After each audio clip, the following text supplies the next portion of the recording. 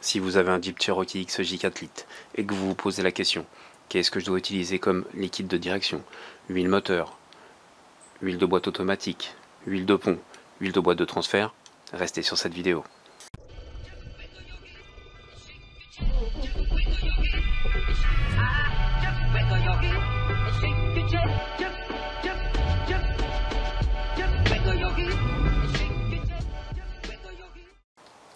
Salut à toutes et à tous et bienvenue sur cette nouvelle vidéo. Voilà, j'ai décidé de faire cette vidéo pour essayer d'expliquer qu'est-ce qu'il faut utiliser comme huile de direction, comme huile moteur, parce qu'il y a beaucoup de gens qui se posent des questions sur les forums, sur internet, partout, et donc je vais essayer d'apporter quelques réponses. Donc on va commencer par les liquides sur la gauche ici. Donc ça, c'est les liquides de direction que j'utilise. Ces deux liquides, donc le Ravenol et le Wolf, c'est deux liquides qui sont conformes à la norme Chrysler MS 5931. Si vous regardez dans le manuel de votre Jeep Cherokee, il y aura marqué fluide de direction recommandé, norme MS 5931. Ça veut dire que c'est pas la peine d'essayer d'y mettre de l'ATF ou de la Drextron ou quoi aux caisses. Il faut essayer de rester sur les fluides qui sont recommandés par le constructeur. Voilà. Ensuite, au niveau des huiles moteurs et de la viscosité, là en ce moment j'utilise de la 10-40 parce qu'il fait pas super chaud.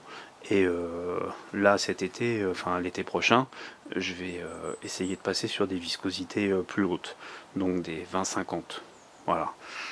En hiver, si tu habites je sais pas où, au pôle Nord, tu peux utiliser des huiles 5-30, un truc comme ça, mais la 10-40, voilà, c'est l'huile qui va bien quand il fait chaud et c'est l'huile qui va aussi bien quand il fait froid. Alors après, est-ce qu'il faut utiliser de l'huile synthétique, semi-synthétique ou de l'huile minérale? Alors là, c'est votre porte-monnaie qui décide. Ce qu'il faut respecter, c'est l'intervalle pour l'entretien de la Jeep Cherokee. Si tu veux changer ton huile tous les ans, moi je le conseille pas. C'est des moteurs qui sont de conception quand même assez ancienne, ils sont pas super clean. Que tu mettes de l'huile synthétique super chère ou que tu mettes de l'huile minérale pas chère, au bout de 6 mois l'huile elle va être noire quoi qu'il arrive. Alors ok, peut-être elle aura toujours ses propriétés de lubrification et tout, mais elle sera hyper chargée en contaminants. Et ça, que ça soit du synthétique ou du minéral, c'est pareil. Donc le filtre, il est dimensionné pour des intervalles de, je sais plus, 7 ou 8000 km, un truc comme ça. Faut pas lui mettre le double parce que sinon ça va pas le faire. Donc je répète, ça dépend de votre porte-monnaie. Voilà, si vous avez des thunes, mettez de l'huile synthétique, mais il faudra quand même la changer régulièrement, tous les 6 mois ou au bout de 7 ou 8000 km. Je répète, tous les 6 mois ou au bout de 7 à 8000 km. Comme ça, vous êtes tranquille. Et donc, si vous habitez dans une région où il fait des températures négatives, genre à la montagne ou des trucs comme ça, faut pas hésiter à passer en 5-30 pour l'hiver. Ensuite, pour l'été, faut pas hésiter à passer sur de la 20-50. Et si vous habitez dans une région tempérée où il fait pas trop chaud, pas trop froid, comme la Bretagne par exemple, bah, une huile 10-40, voilà, ça ira très bien. Ensuite, l'huile de boîte automatique. Donc dans le Jeep Cherokee, il y a une boîte automatique japonaise, AW, qui date des années 80, je sais pas combien. À cette époque-là, la TF4, ça n'existait pas. Donc à l'époque, dans cette boîte, il était recommandé de mettre de l'huile Dextron 2. Donc la Dextron 2 a été arrêtée, elle a été remplacée par la Dextron 3. Donc c'est pas la peine de mettre de l'huile ATF4 qui coûte une blinde dans la boîte automatique de votre Jeep Cherokee parce que ça va rien apporter. Je répète, c'est pas la peine de mettre une huile ATF4 qui coûte une blinde parce que ça va rien lui apporter, ça va juste éclater votre porte-monnaie. Donc voilà, moi j'utilise de l'huile de chez DL Lube, de la Dextron 3. Alors c'est sûr que, bon, je sais pas si elle est réellement certifiée Dextron 3 ou quoi aux caisses, mais en tous les cas, ça fait 3 ans que je l'utilise et ma boîte automatique, elle marche nickel. Elle chauffe pas, elle glisse pas, et au niveau du porte-monnaie, c'est plutôt confortable. Voilà. Ensuite, on va passer aux huiles de pont. Donc là, les huiles de pont, il faut essayer de savoir si vous avez un différentiel ouvert ou un différentiel à glissement limité. Si vous avez un Jeep Cherokee avec un glissement limité, il y a de fortes chances pour que votre différentiel à glissement limité il soit complètement mort. Donc que vous y mettiez de l'huile de pont sans additif pour le différentiel à glissement limité, ça va rien changer. Sur un Grand Cherokee 4,7 litres de 2002 ou de 2004, si vous ne mettez pas de l'huile pour glissement limité avec l'additif, ça va pas le faire. Moi sur mon Cherokee, j'avais un pont avec un différentiel à glissement limité, j'ai toujours mis de l'huile normale dedans, et la première fois où j'ai enlevé le couvercle, bah, j'ai découvert que j'avais un différentiel à glissement limité qui était complètement, les disques de friction étaient complètement usés, complètement morts, donc ils se comportaient comme un différentiel ouvert. J'ai roulé avec de l'huile de pont normale, sans additif, et ça a toujours très bien marché.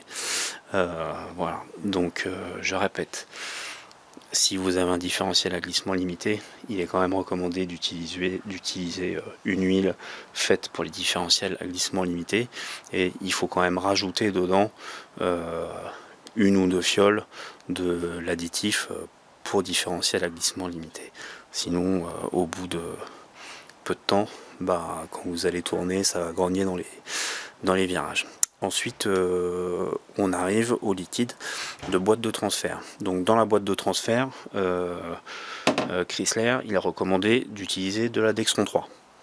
C'est un bon choix, ça fonctionne bien. Il y a des Jeeps qui ont fait des millions de kilomètres avec de la Dextron 3 dans la boîte de transfert, il n'y a pas de souci.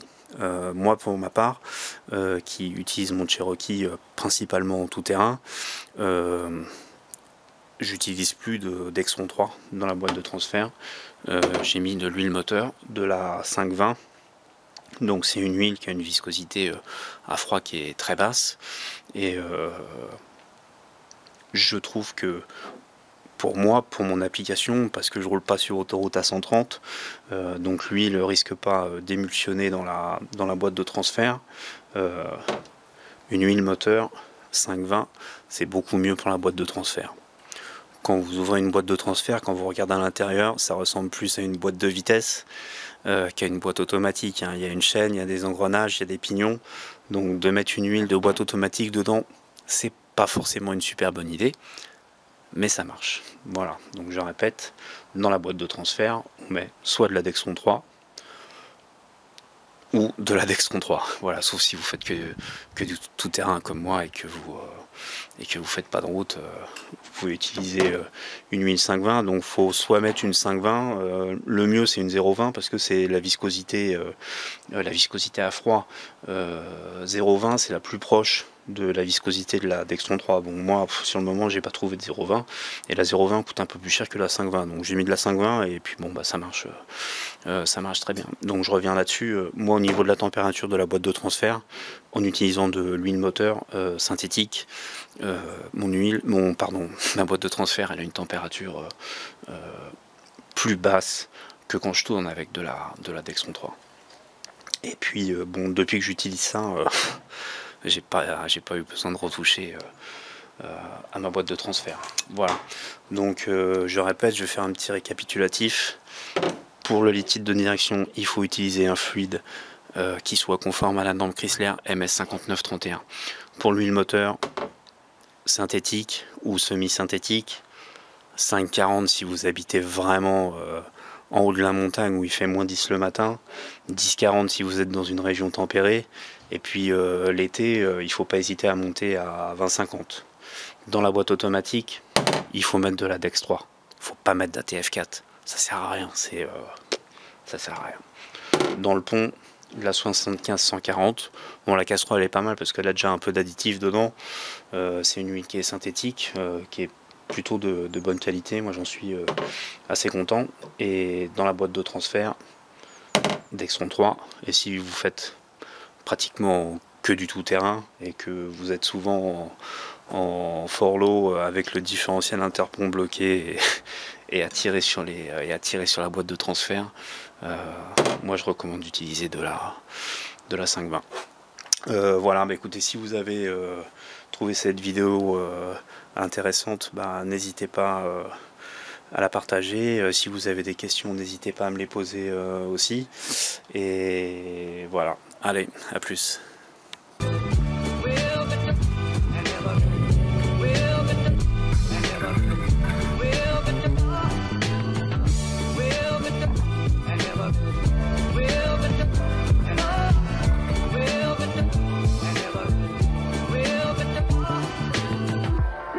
Yogi.